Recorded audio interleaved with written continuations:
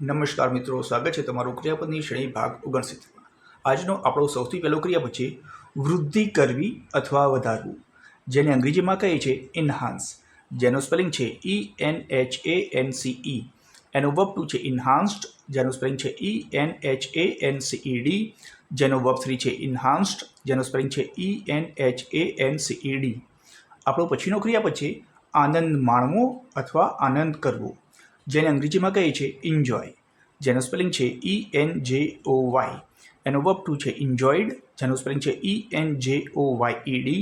જેનો વર્બ 3 છે એન્જોયડ, જેનો સ્પેલિંગ છે ENJOYED. આપણો પછીનો ક્રિયાપદ છે મોટું કરવું અથવા વિસ્તાર કરવો, જેને અંગ્રેજીમાં કહે છે ઇનલાર્જ, જેનો સ્પેલિંગ છે ENLARGE. એનો વર્બ ટુ છે ઇનલાર્જડ, જેનો સ્પેલિંગ છે ENLARGED. જેનો વર્બ 3 છે ઇનલાર્જડ, જેનો સ્પેલિંગ છે ENLARGED. આપણો પછીનો ક્રિયાપદ છે જાહેર કરવું, જેને અંગ્રેજીમાં કહે છે અનાઉન્સ, જેનો સ્પેલિંગ છે ENOUNCE. એનો વર્બ ટુ છે અનાઉન્સ્ડ, જેનું સ્પેલિંગ છે ENOUNCED. જેનો વર્બ 3 છે અનાઉન્સ્ડ, જેનું સ્પેલિંગ છે ENOUNCED. આપણો પછીનો ક્રિયાપદ છે પૂછપરછ કરવી અથવા તપાસ કરવી, જેને અંગ્રેજીમાં કહે છે ઇન્ક્વાયર, જેનું સ્પેલિંગ છે ENQUIRE. એનો વર્બ ટુ છે ઇન્ક્વાયર્ડ, જેનું સ્પેલિંગ છે ENQUIRED. જેનો વર્બ 3 છે ઇન્ક્વાયર્ડ, જેનું સ્પેલિંગ છે ENQUIRED.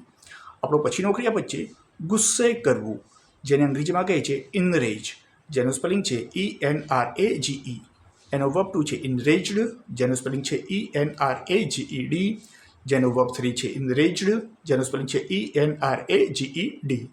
આપણો પછીનો ક્રિયાપદ છે સમૃદ્ધ કરવું અથવા ફળદ્રુપ બનાવવું, જેને અંગ્રેજીમાં કહે છે ઇનરિચ, જેનું સ્પેલિંગ છે ENRICH.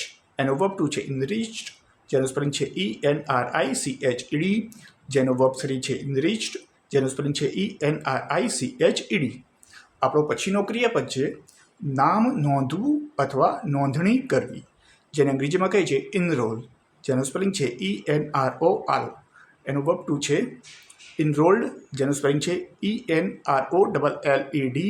જેનો વર્બ 3 છે ઇનરોલ્ડ, જેનું સ્પેલિંગ છે ENROLLED.